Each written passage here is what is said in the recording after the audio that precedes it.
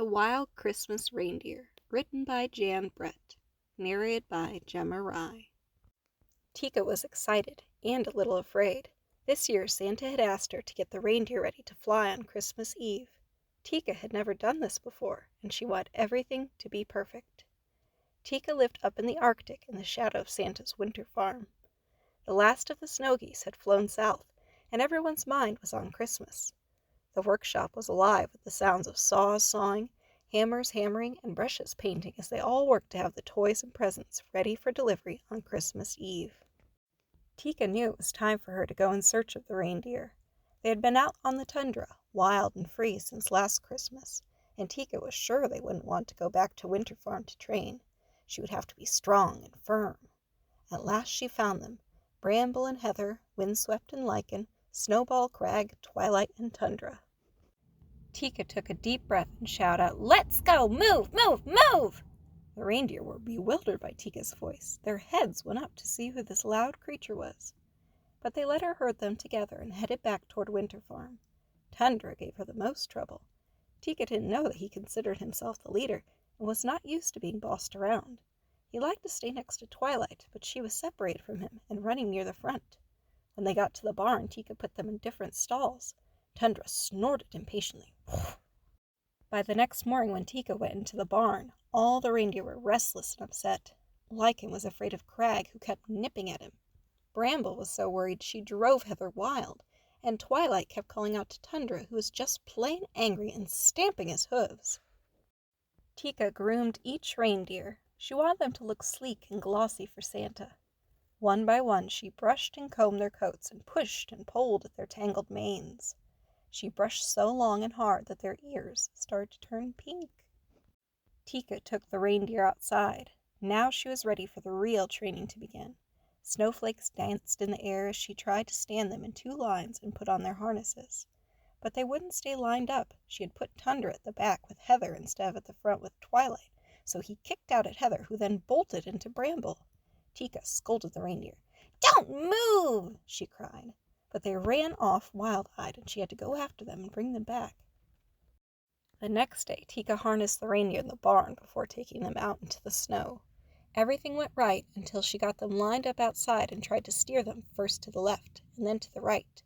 To make the sleigh fly, they would need to pull together smoothly, but everything went wrong. Tundra crashed into Heather, Snowball blew up at Bramble, Windswept knocked over Twilight, and then Lichen locked antlers with Crag. "Stop!" Tika cried as she watched the reindeer paw the air.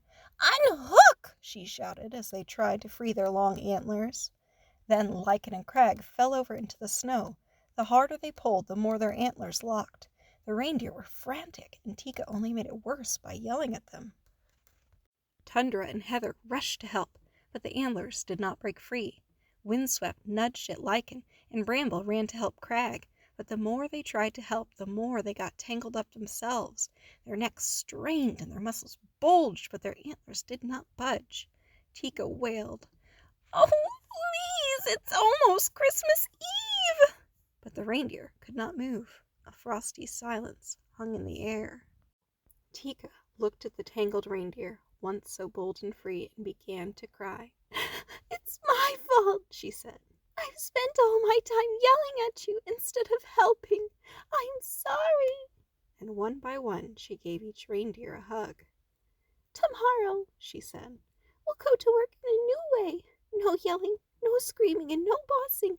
I promise. Let me try to help you get free." The reindeer listened to this new voice.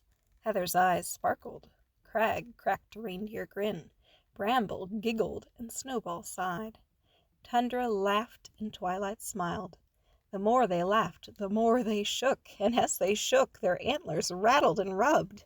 And before Tika could do anything, she heard a spring, spring, sprung sound.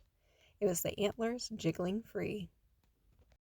Quietly, Tika led the reindeer back to the barn. She sleeked their coats, she gently brushed their ears and combed out their manes. Tundra nuzzled her cheek. The next day, the reindeer lined up in two lines, ready for the harness, with Twilight and Tundra leading the line. They practiced turning left, and they practiced turning right. Tika directed them softly. Tundra pulled for Twilight, Bramble was gentle to Lichen.